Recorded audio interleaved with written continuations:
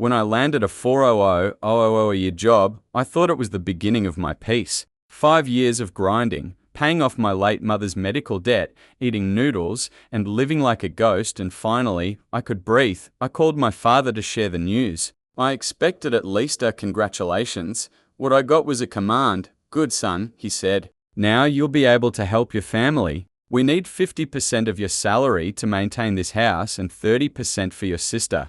No excuses. I laughed, waiting for the punchline. It never came. "You lived here for free for 28 years, he continued. "It's time to pay it back. We raised you, fed you.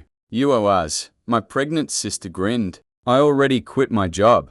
I told my husband we could finally get a new car. I froze. Then my father's brother, leaned forward, arms crossed. "If you don't help, we'll sue you for family abandonment. We already have a lawyer." Something in me snapped. That night, I went through every document I'd been keeping for years. Utility bills, medical receipts, property taxes, all in my name. 5 years of keeping their lights on while they called it family duty. That wasn't family. That was extortion. So I packed my bags, cancelled every automatic payment, moved out, stopped paying for my own kidnapping. The next morning, I woke up in a small rental apartment with no calls, no guilt, and for the first time, my entire salary was mine. I bought decent food, joined a gym, ate dinner without checking the price column. For a week, I felt free. Then the messages started. Why did the bills bounce? Call me urgently. Ungrateful brat. I ignored them all, until one morning, a courier dropped an envelope at my door, a court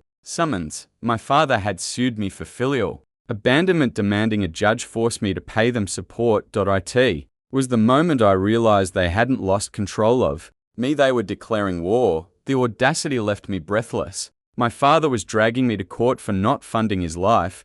I needed a lawyer, someone used to family disasters. I found one, Mr. Herrera, who greeted me with the calm of a man who'd seen every kind of madness.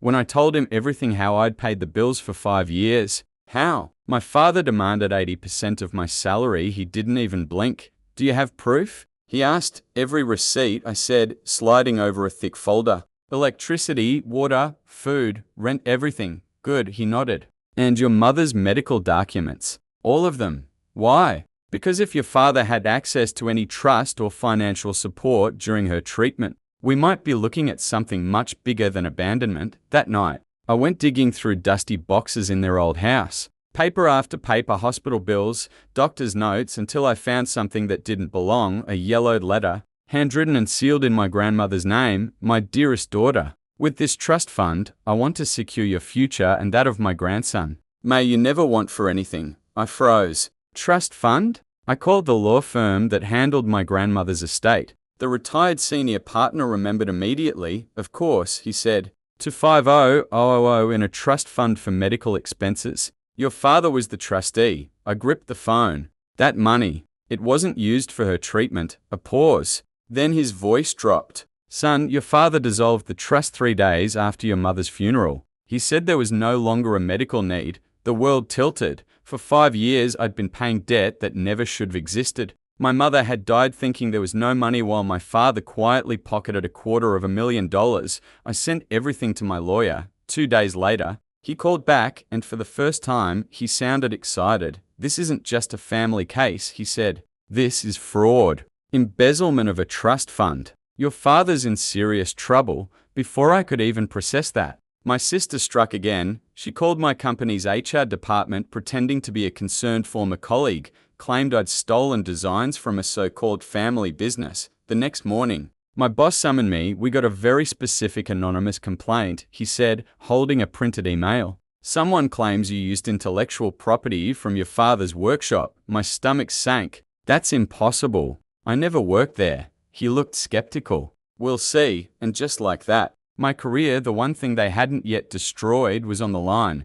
Those 2 weeks felt like walking a tightrope over fire. My company's HR department launched a full audit. They combed through my entire portfolio, checked timestamps, traced every project I'd ever submitted. My sister had been clever. She referenced real designs I'd made years ago, projects I'd uploaded to my old Behance and LinkedIn pages. Her claim? That I'd created them while employed by my father's imaginary company. I barely slept. Every meeting felt like a trial. Every look from my boss carried silent suspicion. What if they believed her? What if they thought I was lying? But truth has a way of surviving. After 2 excruciating weeks, HR called me in. The director looked stern, but there was a glimmer of something else: satisfaction.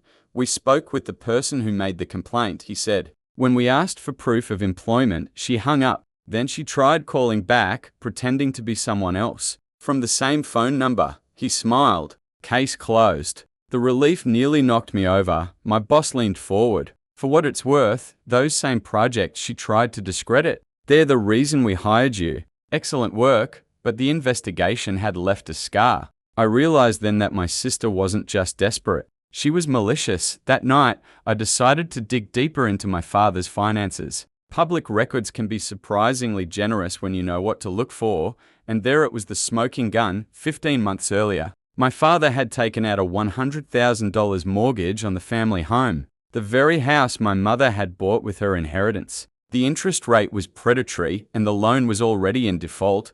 I didn't need a genius to piece it together. His business was sinking. The mortgage money was gone. My salary was supposed to be the bailout. He'd never cared about family support. He just wanted to survive his own greed, and now he was going to lose everything. When he called that night, his voice was trembling. "Son, we need to talk. It's urgent." "What about?" I asked flatly. "The house. They're going to take it." I stared at the wall, the same one where my mother's photo hung in my mind. "Then let them," I said, and hung up. For the first time in my life, I meant it. Letting go felt better than revenge. For years, I had lived as their hostage. The obedient son, the family wallet, the man who solved everyone's disasters while ignoring his own. That night, drinking a cold beer in my quiet apartment, I realized I wasn't abandoning them. I was escaping. But justice wasn't done yet. Amar Herrera, my lawyer, wasted no time. "We'll file a countersuit," he said. Fraud, trust fund embezzlement, and harassment. Within days, he had frozen my father's assets and obtained a restraining order. My phone stopped vibrating with threats overnight. Every call, every hateful message from them became legal ammunition. 2 mornings later, I got an email from my boss. Subject: good news. I walked into his office expecting another storm. Instead, he shook my hand. "We finished auditing your work. Those projects your sister claimed you stole, they're exceptional. We're offering you a raise." A raise. At the exact moment my father's empire was collapsing. It was poetic, the balance finally shifting. The weight I'd carried returning to its rightful owner. Meanwhile, my family's spiral accelerated. They lost their biggest client, a construction company that fined them $30,000 for a failed delivery. Then came the humiliation, a pathetic GoFundMe titled "Help with Urgent Family Medical Expenses." They painted me as an ungrateful son who'd abandoned his sick family. In 2 weeks, they raised $17. The comment section was merciless. "If the son's so successful, why isn't he helping? This story doesn't add up." Then came the vandalism. I walked into the parking garage one Monday to find my car spray painted in red, "Ungrateful" across the hood. "Rot in hell" on the windows. A clean slash in the front tire completed the message. I was 2 hours late for a meeting with a $1 million client. My boss believed me, but I could see the doubt flicker in his eyes. That worry that maybe I brought trouble wherever I went. That's when I understood something chilling. My family didn't just want my money anymore. They wanted to ruin me. Their downfall was fast and ugly. The mechanic shop my father ran, his pride started bleeding money. He sold off machinery one piece at a time, the $8,000 laser cutter, the industrial welder, even the old compressor. He used to brag about buying cash every week. Something else vanished from the workshop floor. Then came the spectacle. They posted pictures online, my sister crying, my father holding his head in his hands, a caption that read, "Our son abandoned us. Please help." The neighborhood didn't buy it. Everyone remembered how they'd lived for years, arrogant, loud, always boasting. The comments turned cruel. "Maybe karma's just collecting. You reap what you sow." My sister broke the restraining order next. She showed up in my office parking lot screaming, "You're a monster. Mum's house is going to be taken because of you."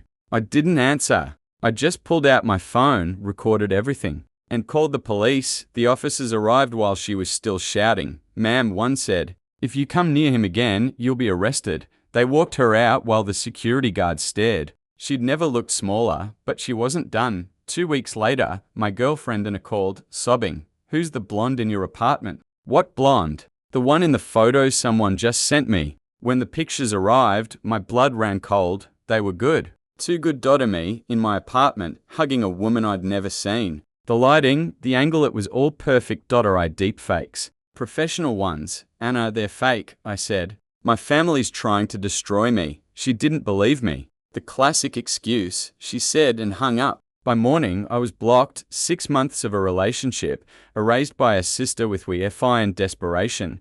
That was when it finally clicked. I wasn't fighting people anymore. I was fighting parasites, and parasites only stop when you burn the host. My father called again, from an unknown number, voice cracking between anger and begging. This is all your fault. Your mother would be ashamed. I hung up, then another call from my uncle, the so-called peacemaker. I understand both sides, he said carefully. But family is the most important thing. I asked, did he tell you he stole $250,000 from my mother's trust fund while she was dying? Silence. He never called again. The foreclosure notice came on a grey Tuesday in November. My lawyer forwarded the document with a short message. Auction date set January 15 th. That same night, I founded a company, Legacy Restored LLC. The name wasn't just poetic, it was revenge made legal. I wired $200,000 into its account, 5 years of sacrifice and a business loan backed by my new salary. The mission was simple: reclaim what my father had stolen. Every brick, every tile, every lie. By December, his house, my mother's house, was officially up for auction. He called, voice cracking, please, it's all we have left. It's where your mother was happy. I didn't hesitate. She was happy until you turned it into a grave made of debt, I said. You no longer have anything I want. I hung up. Auction day came with rain. I parked a block away, suit pressed, shoes shining, and watched as my father and sister stood outside the courthouse, soaked, broken, still somehow proud. The auction lasted 12 minutes, when Legacy Restored LLC made its final offer. $215,000. The gavel fell. Sold. My lawyer called. The house is yours. 3 days later, the eviction notice arrived at their door. The neighborhood turned out for the spectacle.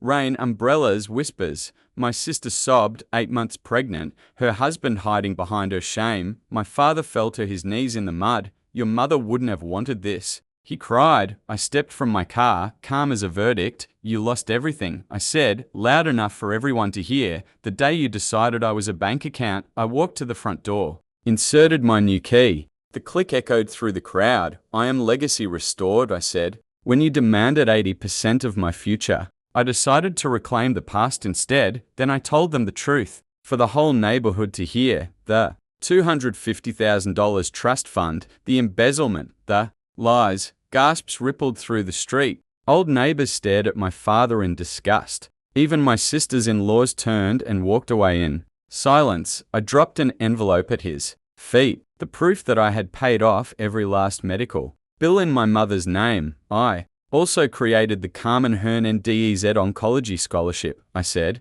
$50,000 in her honor. That's what integrity looks like. And then I left. The house was renovated, rented to a young couple with a baby, a real family. Months later, they sent me a postcard. Thank you for giving us a home. The last time I saw my father and sister, they were in a cheap supermarket aisle. They saw me first and turned the other way. I felt nothing. Not anger, not joy, just peace. Revenge didn't bring fireworks. It brought silence. I didn't get my family back. I built something better, freedom, and yes, it was worth every damn penny.